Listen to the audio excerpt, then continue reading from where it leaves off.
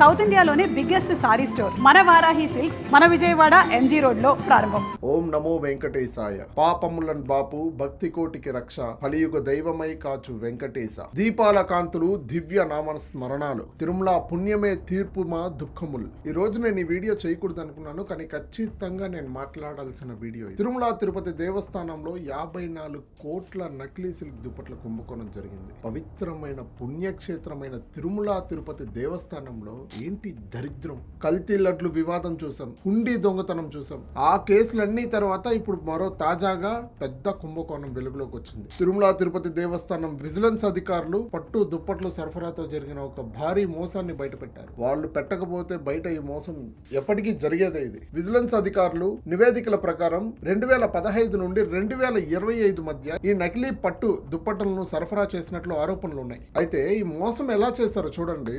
Genuine silk లో silk mix material వాడి నకిలీ వస్త్రాలు తయారు చేశారు. ఎంత దారుణం అండి.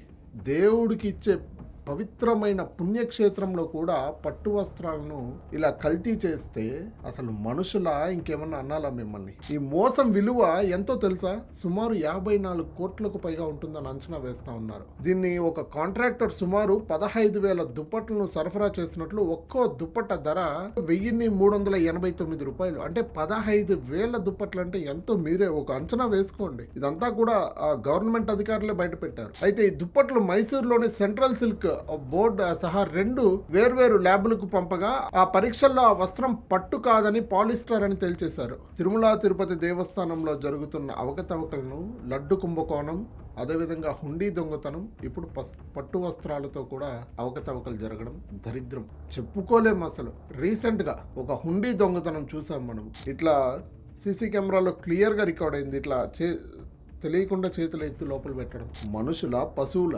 కడుపుకి అన్నమేగా తింటున్నారు. ఎంతో విలువైన దేవుడు సొమ్ము తింటున్నారే. మిమ్మల్ని ఏమనాలి? నాకు ఇష్టమైన వెంకటేశ్వర స్వామి, నేను ఇష్టంగా కొలిచే భక్తుడిని. అలాంటిది అక్కడ అన్యాయం జరిగితే నేను ఎలా గుమ్మనుంటాను? నేను ఎలా ఊరుకుంటాను? పాపపు సొమ్ము, దరిద్రం, ఎంత నీచపు బుద్ధి, ఆలోచన వస్తామని చూసారా? ఇలా స్కామ్ చేయాలని చెప్పి. అరే పట్టు వస్త్రాలు L1 దర్శనానికి వెళ్తే ఆ పట్టు వస్త్రం శాలువ కప్పుతారే, ఆ శాలువలో కూడా కల్తీ. క్లియర్ గా విజిలెన్స్ అధికారులే తేల్చేశారు. అది కనిపెట్టింది కూడా వాళ్ళే. ల్యాబ్ కు పంపిస్తే ఆ ల్యాబ్ వాళ్ళు కూడా క్లియర్ గా తేల్చారు పాలిస్టర్ ఇది అని చెప్పి. పొట్టెక్కడుంది?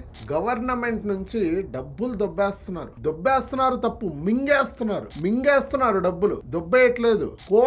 కోట్ల డబ్బులు మింగేస్తున్నారు. ఇంకా తెలియనివి ఎన్నో, తెలిసింది ఇవే. లడ్డు కల్తీ నెయ్యి అన్నారు. ఓకే, అది విచారణ మొత్తం అయింది. దాని తర్వాత దొంగతనం, హుండీ దొంగతనం, దాని తర్వాత ఈ దరిద్రం. మనసు ఎలా వస్తుందయ్యా మీకు?